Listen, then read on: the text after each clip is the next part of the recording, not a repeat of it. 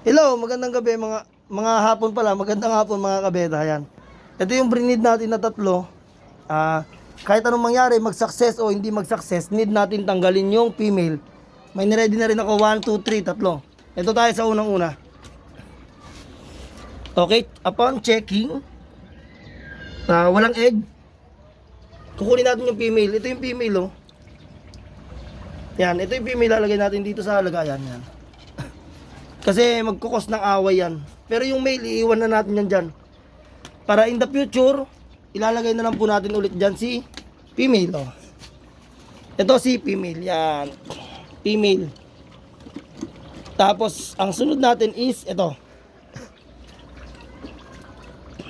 Oy, very successful. Mga ka-strong. Nakita nyo po yan. Yan po ang sign na very successful ang breeding. Nakita nyo po yung mga white na yan. Yan po ay egg. Okay? Kunin na po natin si female. Same process nung kabila. Ito po yung female. Ayan po yung female. Lagay po natin dito. Yan. Tapos ito. Yan o. Nakita nyo po yung egg. Sumuko lang po ha. Yan o. Yan. Successful breeding. Binabantayan ng male. Yan po ang proseso. Siyempre need natin takpan po yan. Yan. Successful. Ito failed. Okay? Ito successful to ha. Yung blue marble, successful. Itong isa, hindi successful. And then, this is the last. Bago po tayo magpakain ng ating mga... Ito po ay hindi rin successful. Ayan po. Ito yung female. Baka hindi pa siya totally ready. Hindi natin kunin po yan. Kahit anong mangyari po, pag failed ang breed nyo, tanggalin nyo po. Para makondisyon po ulit yung female. Ayan po yung female. Yan. Bali ito po, hindi nag-success. Ito hindi nag-success. Ito, successful. Okay po, pero ganun pa rin. Diyan na lang yung male, hindi na natin tatanggalin yan. Yan. Bali ito pong tatlo na to is atin kukondisyonin. Pero yung male, diyan na lang po yan. Okay po?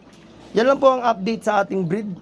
I-update ko rin po kayo dito after 48 hours kung magkakaroon ng fry. Pero for now on, hindi natin pwede open yan. Inopen ko na kanina at kailangan close na yan para hindi pumasok-pasok ng hangin, hindi masira yung mga bubble nest ng male. Okay, and then this is the next project na gagamitin natin for breeding. Ang female hulks, yan ang female hulks po. At ang male na hulks.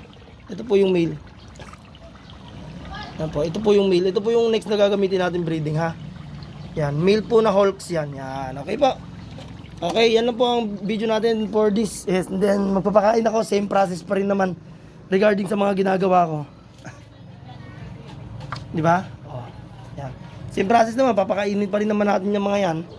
Yan, pati yung mga nandun sa kabila. Maraming salamat sa inyo. Like, share my video. Support nyo ako. Bye-bye.